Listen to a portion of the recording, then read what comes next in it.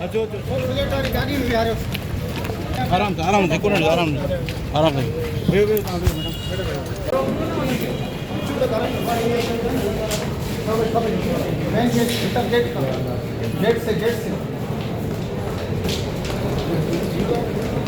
Turn करो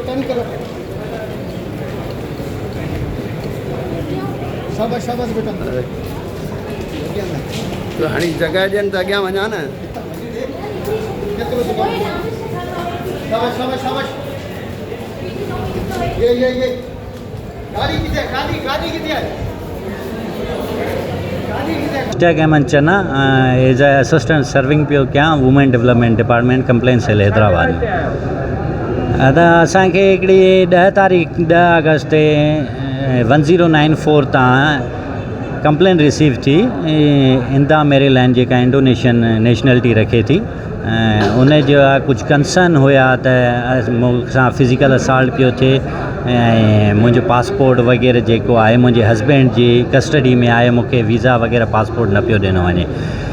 इहा complaint जेको आहे 1094 इन जी सुपरविजन कंदो आहे असांजो डायरेक्टर साहब पोइ उहा साॻी कंप्लेंट खणी कंसर्न डिस्ट्रिक्ट ऑफिसर ऐं कंप्लेंट सेल जो इंचार्ज जीअं असांजी मैडम नसीन पली जो कंप्लेंट सेल इंचार्ज बि आहे ऐं असिस्टेंट डायरेक्टर आहे त कंसर्न आहे डिस्ट्रिक्ट खे मोकिले छॾींदो आहे त भई इन मैटर खे टेकअप करे वठो।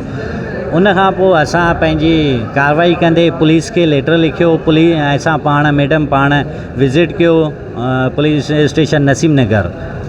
उन जे 4-5 कलाक जी कार्रवाई खां बाद में पुलिस असांखे रिपोर्ट ॾिनी नसीम नगर पुलिस त भई असां रेड कयो आहे जेका तव्हांखे व्हाट्सएप थ्रू मैसेज रिसीव थियो आहे उन में जेको एड्रेस तव्हां ॾिनो आहे त उन ते का बि अहिड़ी छोकिरी जेका आहे मौजूदु न आहे इंडोनेशियन गर्ल जेका इंदा मेरीलैंड आहे उहा मौजूदु न आहे।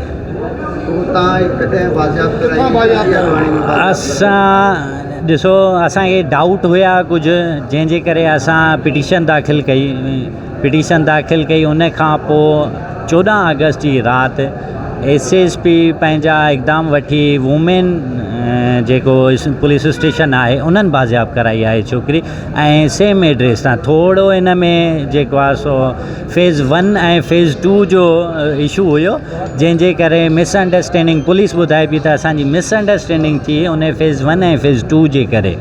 अदरवाइज़ जे असां इहो क्लियर करे वठूं हा त पोइ उहे ओॾीमहिल ई बाज़ियाब कराए पिया सघनि जेको पुलिस जो चवणु आहे।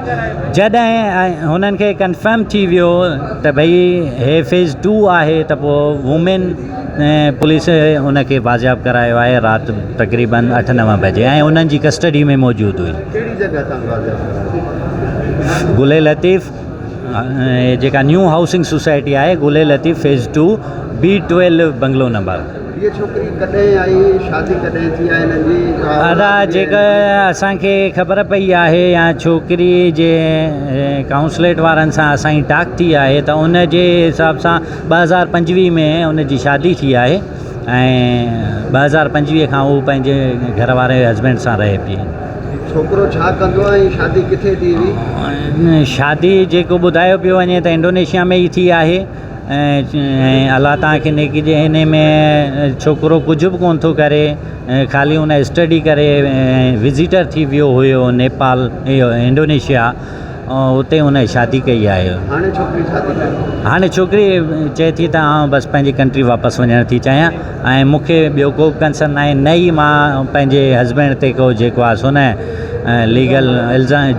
लीगल कार्रवाई का बि करणु चाहियां थी। जस्ट उनजो कंसर्न इहो आहे त आउं वापसि पंहिंजे मुल्क इंडोनेशिया वञा। जेको हुनजो पुटु आहे हुनखे वापसि वठणु चाहे थी? न छोकिरी पाण चए थी त आउं जे ॿुधायो पियो वञे त हुनजो पुटु 1.5 महीने जो आहे 50 ॾींहंनि जो आहे ऐं उहा पंहिंजे पुट खे नथी वञणु चए थी आउं जस्ट अकेली वेंदसि। हाणे तव्हांजो छा हिते कोर्ट में मौक़िफ़ हूंदो?